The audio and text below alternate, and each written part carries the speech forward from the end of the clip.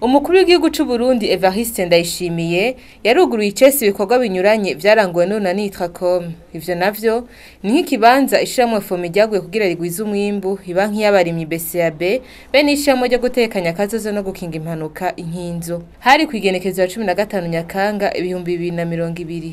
Umukuru w'igihugu ahejeje gutera umukono mu gitabo c'iteka yaciye atanguza icese umugambi wo gutanga ifumbire ku makoperative y'abarimyi. Umuyobozi mukuru w'ihinguriro FOMI yamenyesheje ko kwagura iryo hinguriro bizotuma bashobora guhingura amatoni 600 y'ifumbire ku munsi. Kubera iryo yagurwa ihinguriro FOMI yahora rihingura amatoni 200 ku munsi, ubu rigiye guhingura amatoni 600 ku munsi.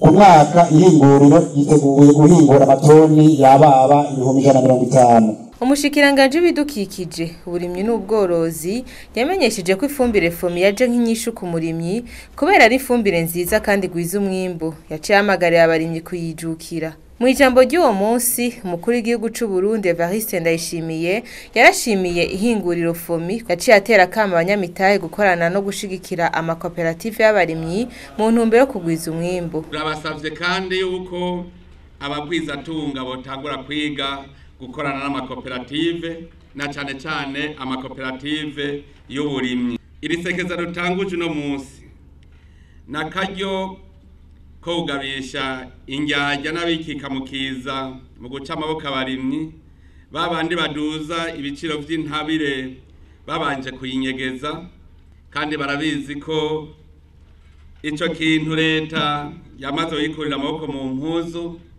Uba bazosubira kunyegeza umwimbu, bazohanwa bimwe biboneka. Inka zitatu za kijambere, amatoni 30 y'ifumbire, amatoni 30 y'ishwagara niko kaganuke urunani Tracom rwashikirije umukuru w'igihugu c'u Burundi. Umukuru w'igihugu yaruguriye kandi banki BCAB. Iyo banki ni banki y'ubudandaje nk'izindi, ariko akabijya nuko izoshigikira cyane abarimyi borozi. Ihangiro ryo gushigikira umurimyi kugira ngo yoroherwe igihe hageze yuko arima. Tuzofasha umurimyi kugira ngo ashobore kuronka imbuto bitamugoye. Ikindi ca kabiri tuzokorohezamwo abarimyi no kugira ngo abo bose bifuza uwo mwavu wo gushobora kurima bawuronke. Kimwe mu byo twabonye nuko abenshi baragira ingorane yo gutora umwavu ku rugezo bawushakako bivanye n'uburyo buke baba bafise. Ntiyagejeje aho gusa, umukuru w'igihugu yarugure kandi ishiramwe ryo gutekanya akazoza no gukinga impanuka inkinzo, naryo rikaba rikorana n'ibanki BCAB mu gushigikira abarimyi borozi. Sivyo gusa, mu mahangiro gihaye no gushumbusha bahuye n'ivyago mu kiringo gito. Assurance inkinzo rero turafise n'akandi twita akabirya. Twebwe turakingira abarimyi borozi. Mu barimyi borozi rero hariho bari abato ku mitumba, cane abari mu makoperative.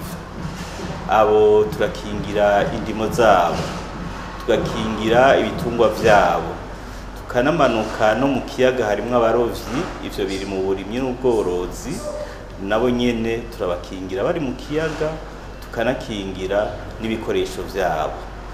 Dufashe uko vyahora bigenda kuko hari imyidogo myinshi ko abasurere turi hadutevye.